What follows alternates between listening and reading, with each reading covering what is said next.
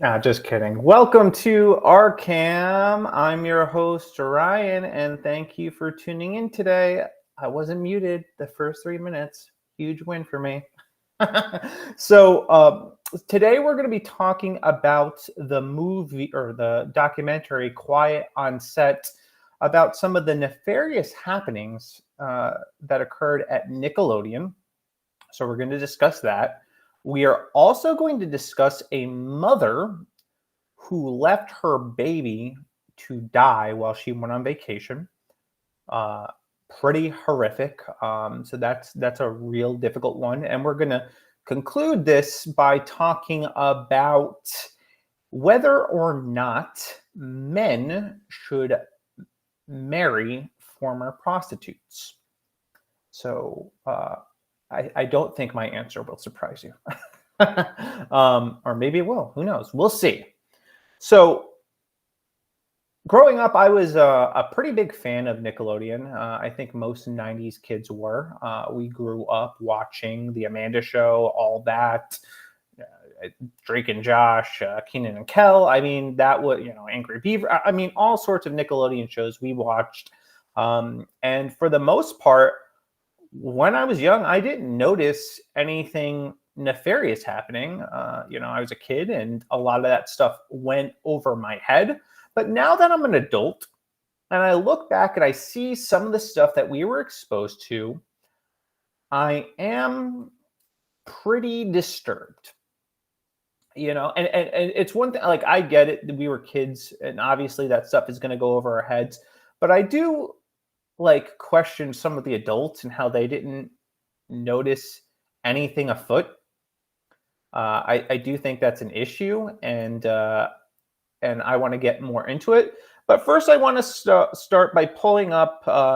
There's a write-up that Matt Walsh did on the Daily Wire that really does a good job kind of unpacking some of this. So we're going to park, for the most part, in his article. But I want to open up with a video by that they featured in the documentary featuring Ariana Grande, and I believe this show called Victorious. I was not watching Nickelodeon at the time, but once I show you the clip, you're gonna notice that it's probably not very appropriate. So let's play this clip and then we will get into it. Have you ever tried to get your whole big toe in your mouth? Check this out.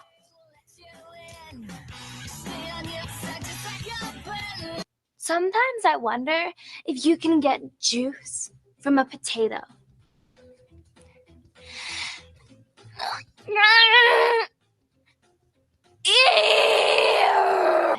Is it possible for a teenage girl to drink water upside down?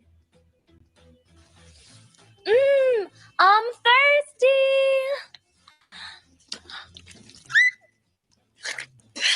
It's not possible. This has been me in a video.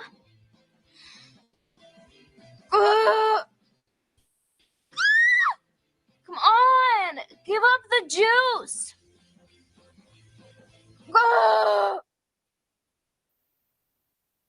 Yeah, pretty inappropriate.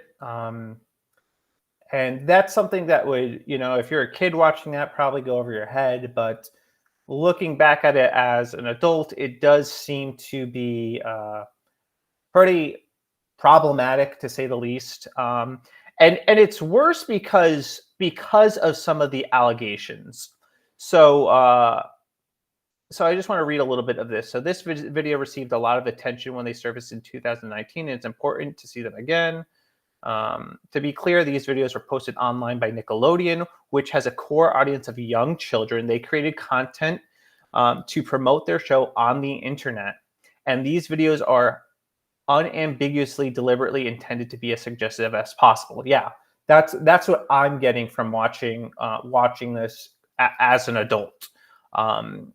And Walsh goes on to say that they're well past any pretense of plausible deniability. That's how brazen this operation was. So there are some more clips that kind of are making the rounds from this documentary. This is another one. I actually remember this. So I vaguely remember this scene, and I remember it. And somebody correct me if I'm wrong. That these scenes in the hot tub were actually like a regular thing happening on the Amanda Show. I believe this is what this is from. So we'll watch that real quick. Now, just for some context, this is Amanda Bynes, and this is one of the producers for the show, Dan Schneider. Today my special guest is the executive producer of the Amanda Show, Dan Schneider. Hi. Now you're the executive producer of the show. Yes, I'm the executive producer and the head writer. You actually wrote the words we're saying to each other right now. Yeah. Yes, I wrote this whole conversation that we're having right now. Since you're the executive producer. Give me an IC. Now, here an IC before sent to the executive producer. I see. Now, IC now something. Right. I see now sent to the executive. Hi, welcome to today my special guest is the executive producer of the Amanda Show, Dan Schneider. Hi. Now you're the executive producer of the show. Yeah, I'm the executive producer and I'm the head writer. You actually wrote the words you're saying to them right now. Yes, I actually wrote this whole conversation that we're having right now. I see. Now, since you're the executive producer of the show, can I have a raise? No. Okay. How about I play the spaghetti? Nah. No? I'm kidding, I'll have some spaghetti. Bring the spaghetti. All right. Yeah. Bye-bye.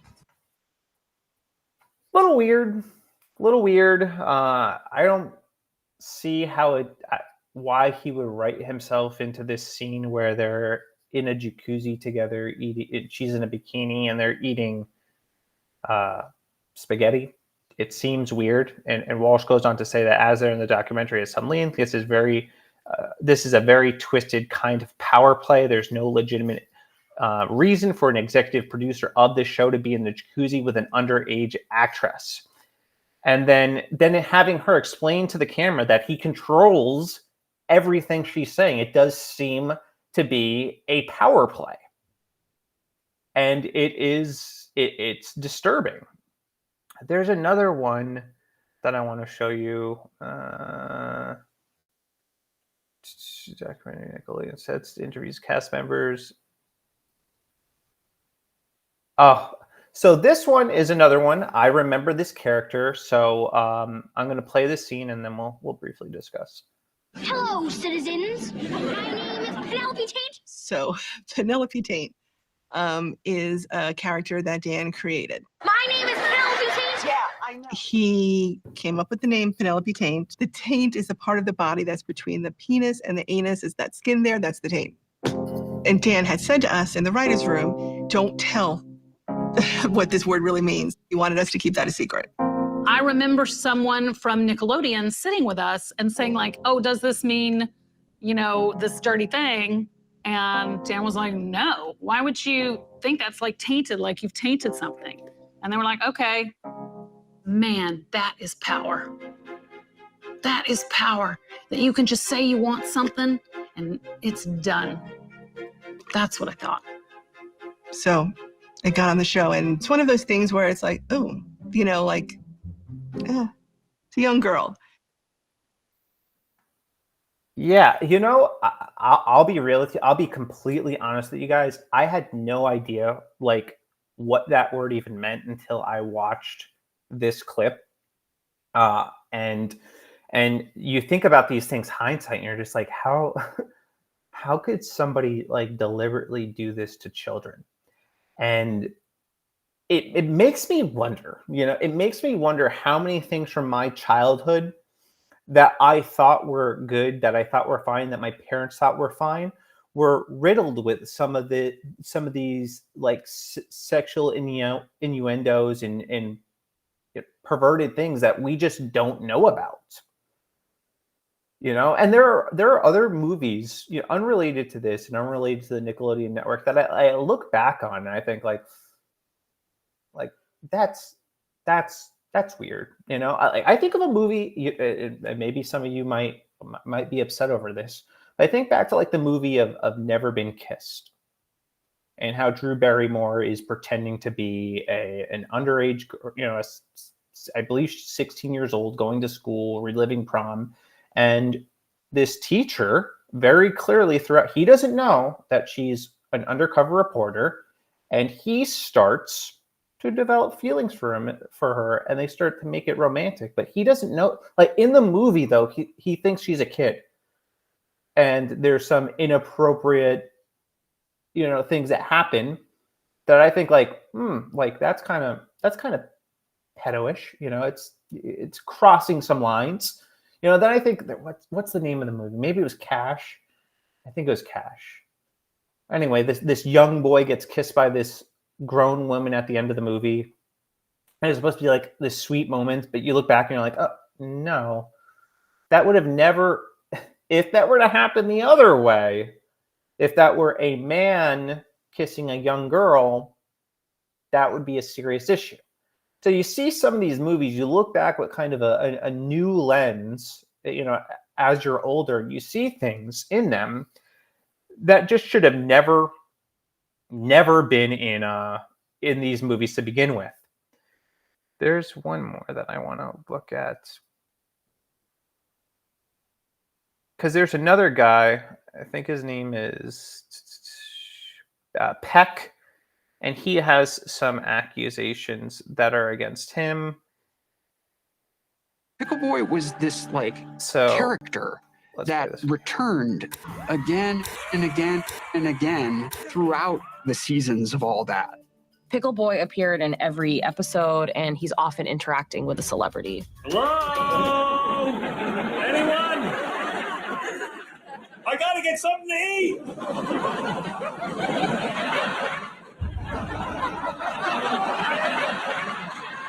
A pickle. We just went with it. Pickles? Look, this is the mind of Dan Schneider. You gotta ask him. There was this referencing to oh yeah, Dan just has a weird sense of humor. That was like, the pickles don't look like penises to you.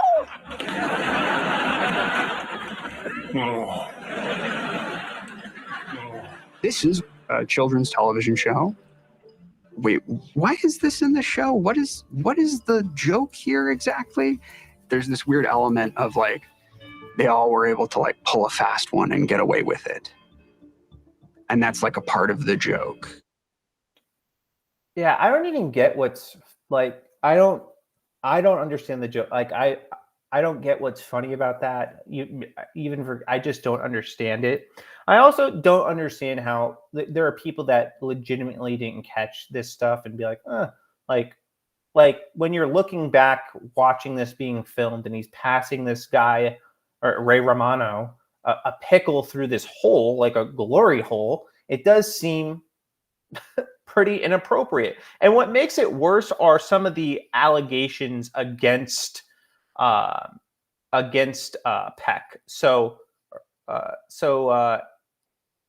Or Jason Handy. So the documentary also goes into some detail about a disturbing case of Jason Handy, who worked as a production assistant on both The Amanda Show and All That. Handy allegedly sent a picture of himself masturbating to an 11-year-old girl he was working with, who was working on The Amanda Show at the time. So let's listen to this real quick. Law enforcement had been tipped off about Jason Handy's inappropriate behavior towards children. So in 2003, they searched his home. They find this enormous trove of child pornography. Over 10,000 images of children, including 1,768 images of young girls in erotic poses, 238 images of young girls in sexually explicit poses, and 2 images of girls engaged in bondage activity. One of the CDs included 7 video files of minors engaged in sexually explicit conduct. One of the most disturbing things that law enforcement found when they searched Jason Handy's home was Handy's own journals, where he spells out how he feels about these young children. Quote, "I'm a pedophile full blown. I really have been giving in to my desire for little girls these past few weeks. And I even struggle on a day-to-day basis of how I can find a victim to rape if I have to." So this man is clearly a monster, and this guy was in charge or working very closely with young children. And you think about how the lives of some of these kids turned out. You look at Amanda Bynes. I mean, she seemed for the most part like she had a bright future ahead of her. But then she starts to spiral the older she gets. And it makes you wonder what happened to her. What did they do to her? She's at a point where she is almost unrecognizable. Let's see if I can actually find a photo real quick of her currently, because it's just so shocking how she looks now compared to how she looked then.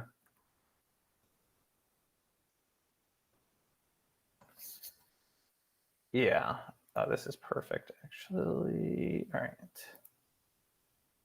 So yeah, look at how she was and what she is today. Got this tattoo on her face, looks tired, kind of run down, beaten. And, I'm not saying she's not doing all right now or better now, but, I just see somebody that it seems like they had their innocence robbed from them and went on kind of a downward spiral. And it's really heartbreaking to see. And we've seen it happen with Britney Spears, and this is kind of a common theme among child actors, that they suffered some sort of abuse. And we know that Hollywood had this known secret of, sexual predators. And I wonder how pervasive it actually was on the sets of some of these children's shows. And I don't think Nickelodeon is exempt. I'm sure that, it's happened on other shows, and it's just not talked about because these people have a lot of power. And now at least some people are finally talking about it. And it grieves me because they could have said something as this was happening. Because I can't imagine no one didn't know this was going on. Especially if they go, if you hear that it was a known secret that sexual abuse was happening. We heard about that happening with Weinstein, and I'm sure it was a known secret that this was happening with Schneider and Peck and this other individual. And it makes you think too, and Matt Walsh raised this point, and I think it's a good one. What kind of abuse is happening now that we're not being told of? We know that there's this big push for transgenderism. And we have actually had an opportunity to kind of see abuse play out in real time with Jazz Jennings. And I believe she's affiliated with Netflix. I believe that's where that documentary was. Don't quote me on that. I don't remember the network that he was with. But Jazz Jennings was somebody that quote unquote transitioned.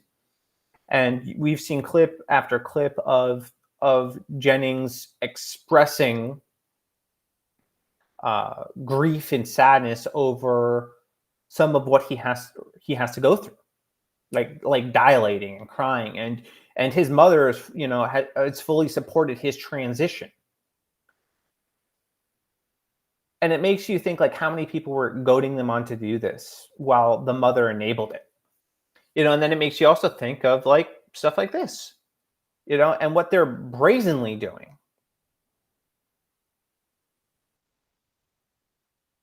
So this clip that I'm about to show you is from Blue's Clues. This is a drag queen. So let's play this real quick. All right. This is a I don't know, a gay disabled dolphin.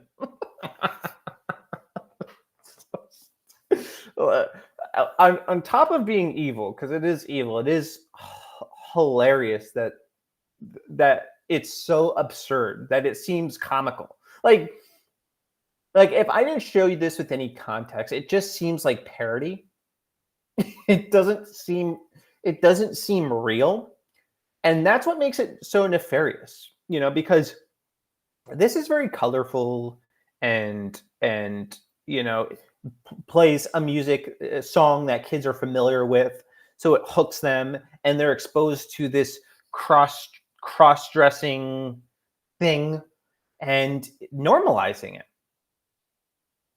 and waging psychological warfare on our children. I'm gonna just speed this up real quick because there's one thing I want to. Oh, you can't see in this video. So these beavers have, you can vaguely make it out. They have like mastectomy scars. They're like beavers that have had their breast removed. And this is being shown to kids. Coming from the same perverted network that was doing all these things with the Amanda Show and all that, and various other other shows. And now they moved on from that and abusing kids in a different way. And this abuse will lead them to do irreversible damage to their bodies. And they're brazen about it, where they release this type of content with no shame, with no fear of backlash. They just have no problem trying to groom your kids. And it makes you, if you really think about it, how weird is it that this network thinks that they have the right to talk to your kids about sexual preferences? Like, what gives them the right to play this type of filth to our kids? They have no right. It's abominable. And we should be moving away from these networks if you haven't already. There are alternatives. The Daily Wire has Bent Key.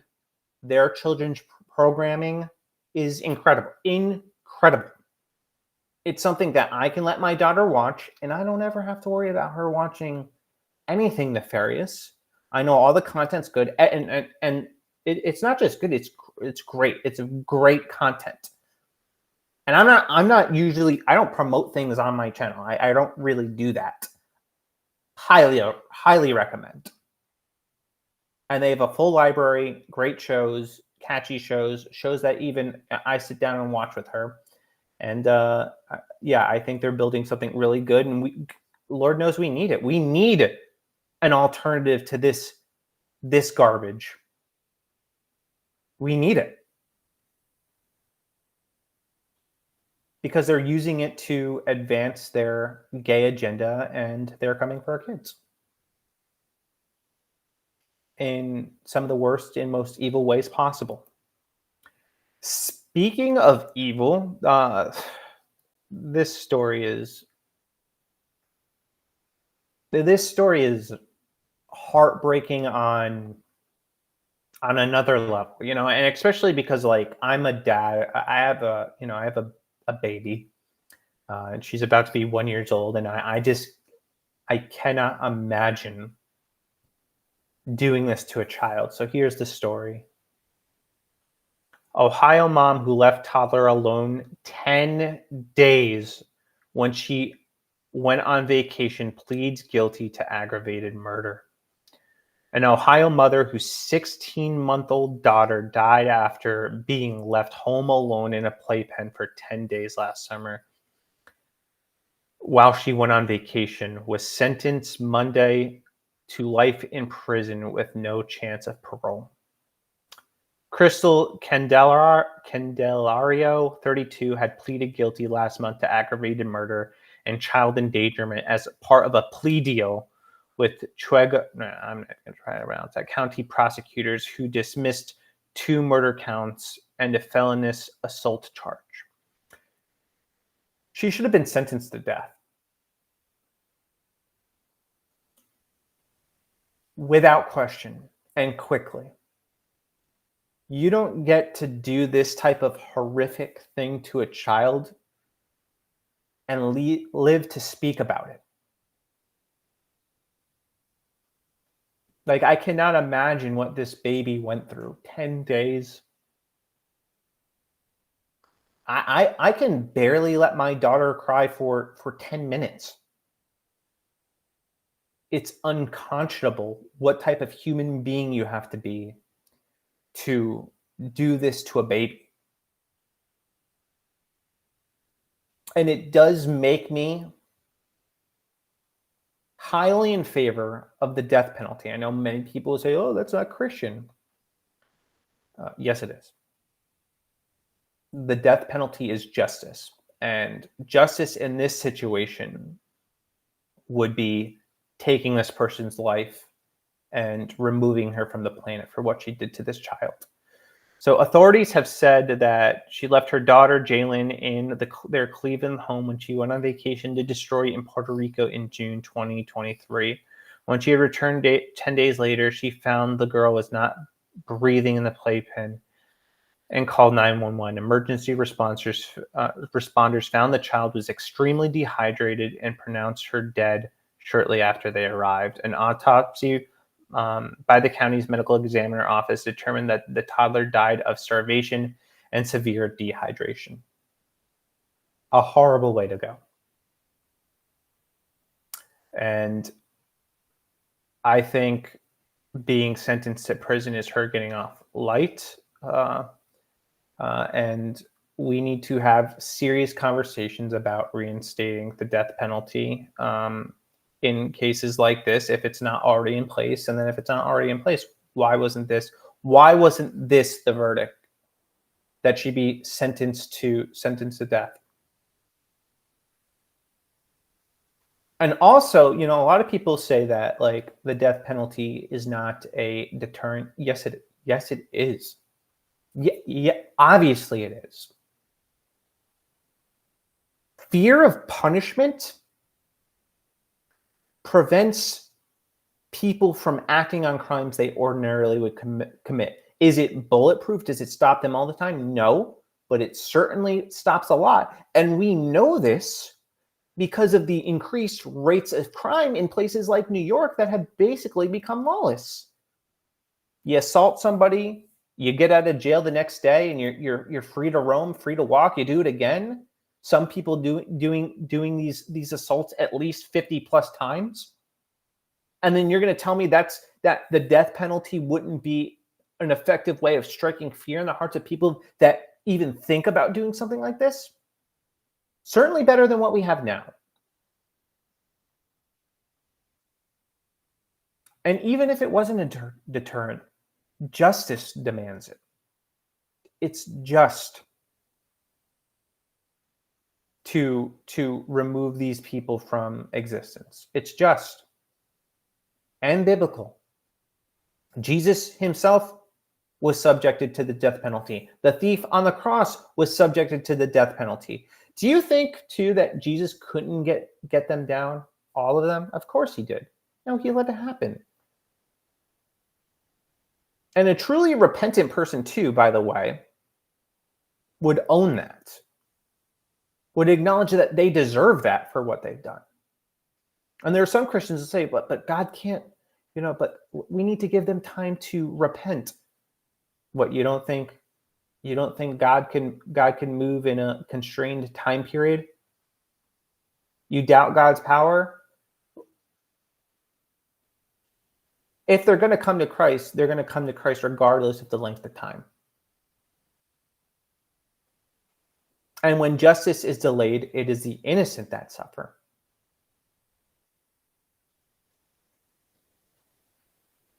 It's the victims that are denied justice for the crimes committed against them and their families. And in some places, you get back out and they do it again. And the cycle of violence perpetuates and happens over and over and over again.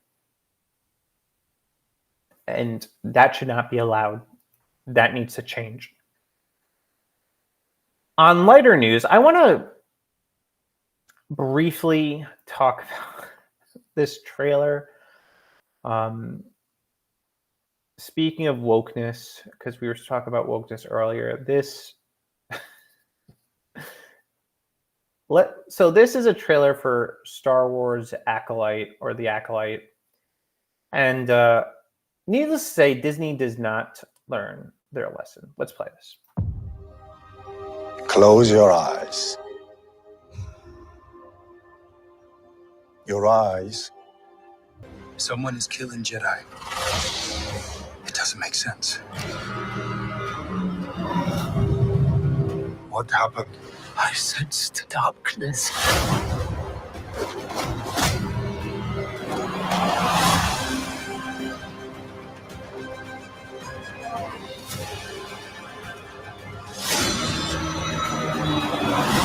This isn't about good or bad.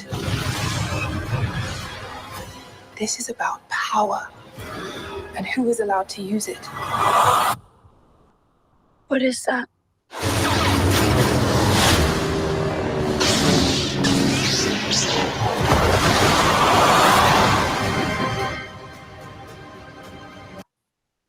I feel like when I watched this trailer, it was just like Asian check, strong white woman check, strong black woman check. They're just checking off diversity boxes just to make sure that there was total representation of everybody. And obviously, I also heard there's going to be a trans person in this, so that's great. They don't learn. You know, the South Park episode, stick a chicken in it and make it gay and lame. Yeah, that's exactly what they're going to do. They're going to make it lame. It's going to flop. It's going to bomb. No one's going to watch it. And they're going to wonder why their company is failing, why they are floundering. And it's because they prioritize their woke agenda over good storytelling.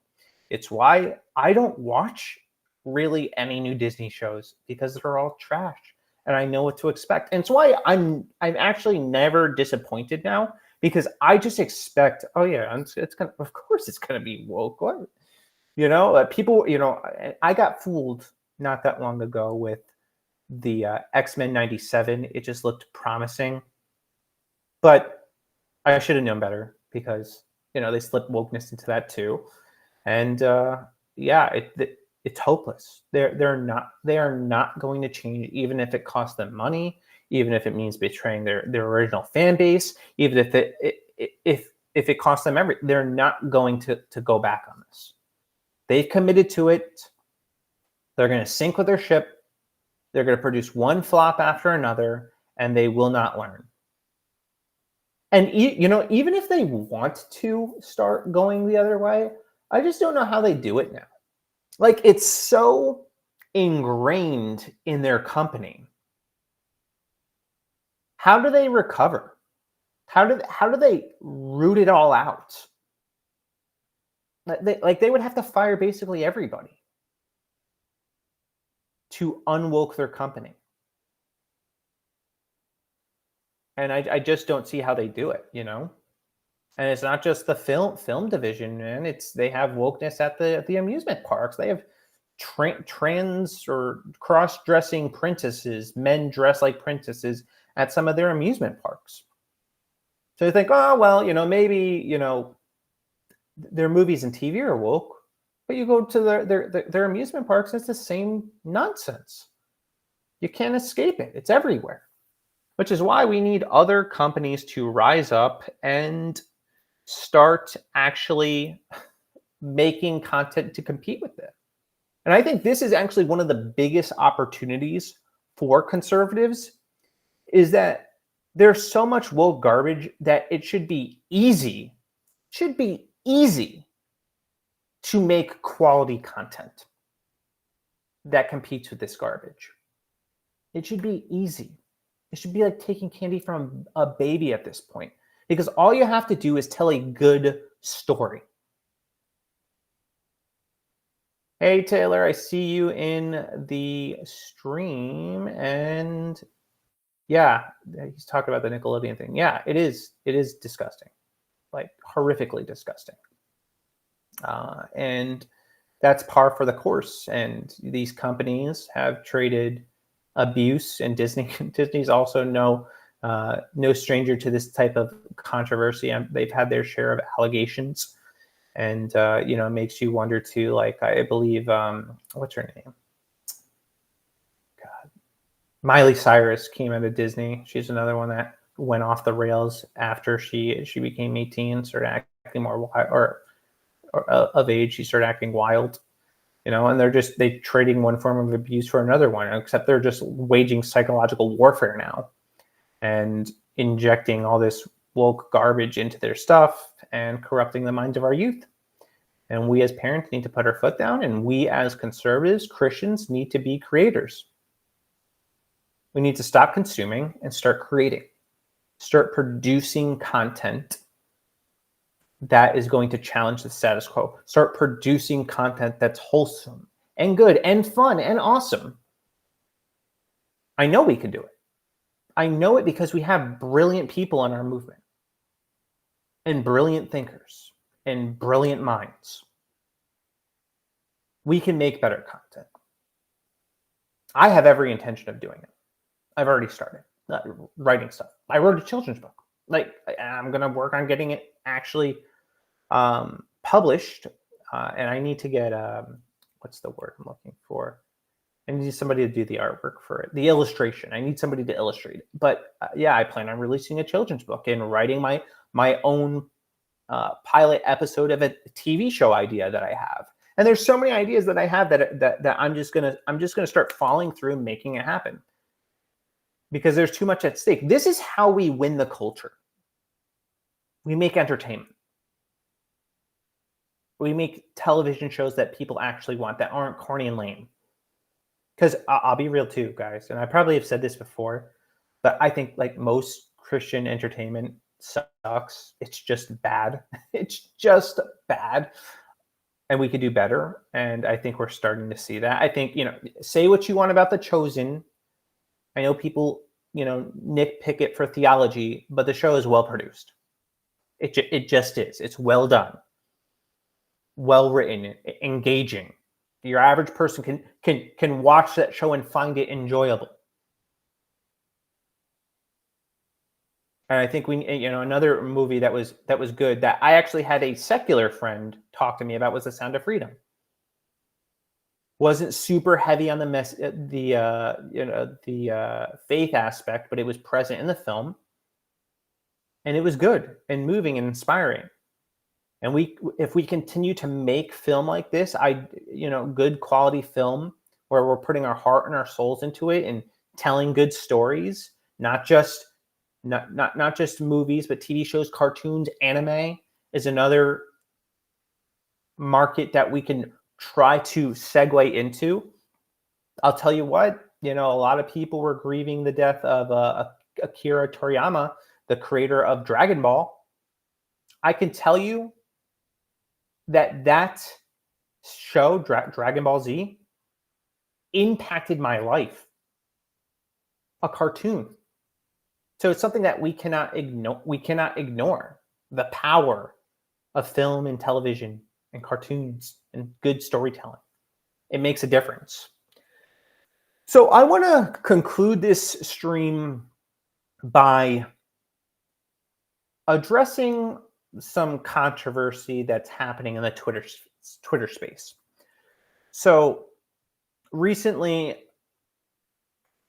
I've been talking a lot about the conversion of the former OnlyFans prostitute Nyla, and sharing some of her videos that she shared publicly on her TikTok.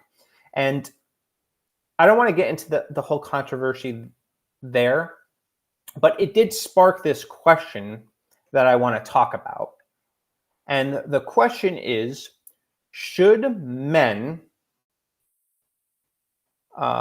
be shamed into marrying prostitutes, former prostitutes, who have accepted Christ, who have repented, who are following God now? Should they?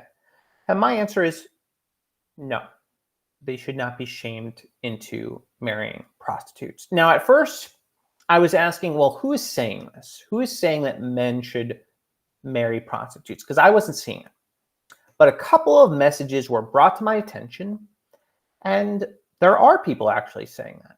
And I will unequivocally say that no, men should not be marrying former prostitutes. Now, this is to not say that woman doesn't deserve love. She doesn't deserve a relationship. I'm not going to say that, but I am going to say that it is very reasonable for even Christian men to not want to enter into a marriage with somebody who has a background in the porn industry. It's a very serious thing you're asking them to do. And yes, Christ forgives her. Without a doubt, Christ forgives her. There's no question about that. And even the man in question can forgive her, but it doesn't mean that he has to marry her. I would advise men against marrying such a woman. And I would advise women who formerly did porn to probably not pursue marriage. I know that's a big ask, but I think they would be better served committing themselves to a life of ministry and service to the church.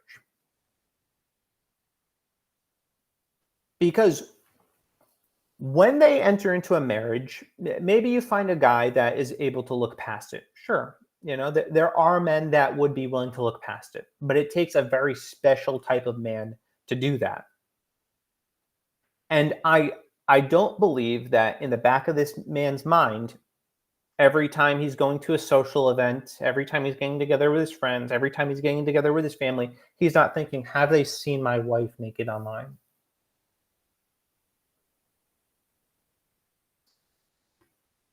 I have no doubt that that's probably going through their head. And, another thing is, what about the children? Nobody thinks about the kids. How is this going to impact the kids? Because I've said it before and I'll say it again. You can be spared the eternal consequences of your decision through repentance, but it doesn't mean that you're going to be spared the earthly consequences of your decisions. You will still have to face them. And I believe a genuinely repentant person will acknowledge that, will own that, and will likely not pursue relationships because of it.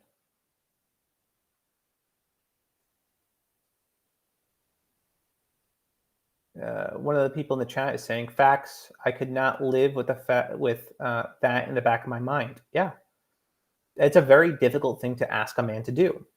And I do think that when Christians are shaming other Christian men for not being able to look past it, you give ammunition to some of our critics, because you quite literally are shaming them into trying to enter into a marriage that they have every right to not want to enter into. And I just find it astonishing that nobody's encouraging the women to pursue ministry. And this is also another criticism I have of the red pill community. Pearl frequently rails against marriage. Let's just for a second take her argument seriously, all right? Marriage sucks, you shouldn't do it. Okay, well, the alternative should not be sleep with as many women as possible. She doesn't encourage men to enter into a life of ministry or a life lived self-sacrificially to other people. That's what makes men great. That's one of the appeals to marriage, is that you are living your life self-sacrificially to another person. You are committing your life to them, and they are entrusting their lives to you, and you have a responsibility to care for them. In the absence of that, if you're going to opt out of that system, because I will say that marriage might not be for everybody. But if you're going to forsake that, then you should be pursuing ministry as the alternative. Or being a pioneer of sorts. It can't be, I'm not going to get married, so I might as well sleep with lots of women. That's degenerate and evil. No, if you're going to opt out of marriage, then pursue ministry. Pursue something higher than yourselves. Give your life to a greater cause. And there is no greater cause than advancing the gospel.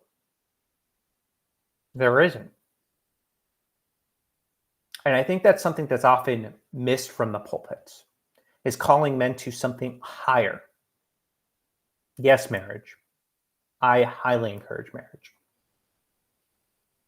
But for the men that aren't getting married, where do they fall? We need to make space for them. And then the women who are unfortunately being sold the lie of OnlyFans, there's going to be fallout for it. That's just the reality. I wish they didn't do it. I do. Because the consequences are severe and they will last them the rest of their lives. It'll impact all of their relationships. All of them.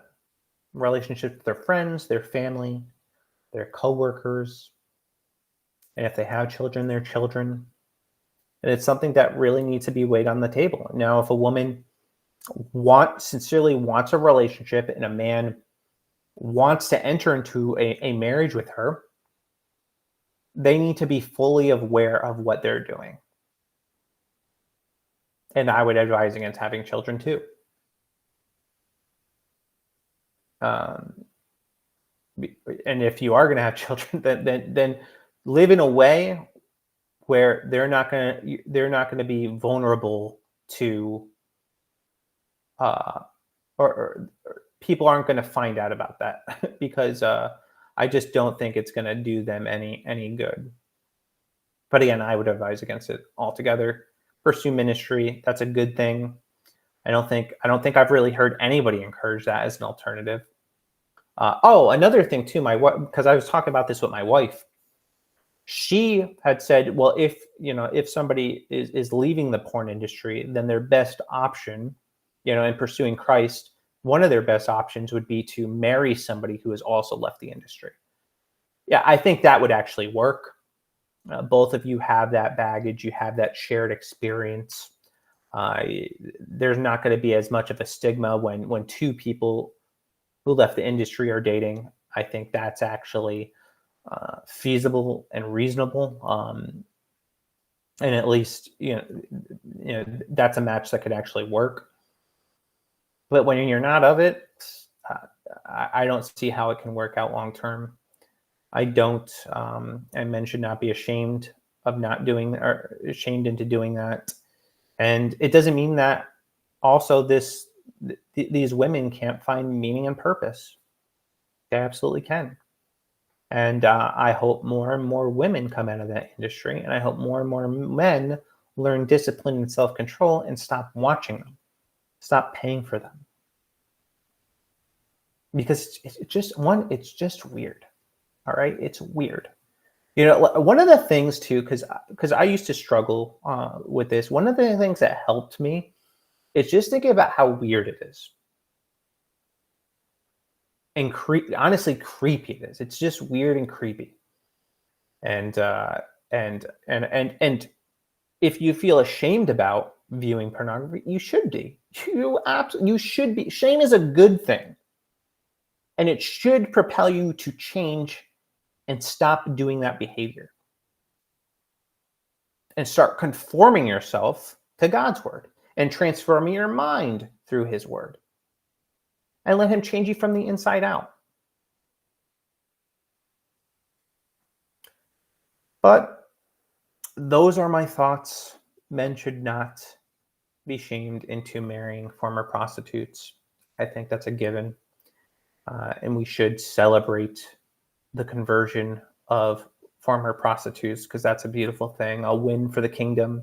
And then pray that God uses those women to pull more out of that industry, because it is a satanic stronghold in our culture. It is an evil that must be confronted and stopped. So use your voice to speak out against it and demonstrate some self-control. Pray. And I believe that the tides are turning. There are states that are actually banning pornography, or at least requiring age verification. I think that's a step in the right direction. And we're learning about some of the harms that this industry is causing, and hopefully more people will start to abandon it. Only time will tell. Anyway, thank you guys for tuning in. I appreciate you. If you liked this stream, please go ahead, do all the things, subscribe, follow, share, like. All of that helps me out a great deal. This show is going to be Tuesday through Friday at 8 p.m. I look forward to doing this. I've been enjoying. Oh, one more thing too. I am going to be doing a panel style interview with a goal of interviewing 1,000 men who have been fulfilled in their marriages. I would love an opportunity to interview married men who have been married, preferably a long time, because I think so often we hear about the negatives of marriage, that your marriage is going to result in divorce, it's going to fail, blah, blah, blah, blah, blah. But I know so many men with strong and vibrant marriages, and I would love to give these people a platform to just share some of the wins in their marriage. I think that would be great. So if that's something you'd be interested in, please reach out to me, DM me, email me, whatever. Just reach out to me. We're going to make it happen. It's going to happen. I'm in the planning phases of this. Anyway, that's all I have for today. Have a blessed night.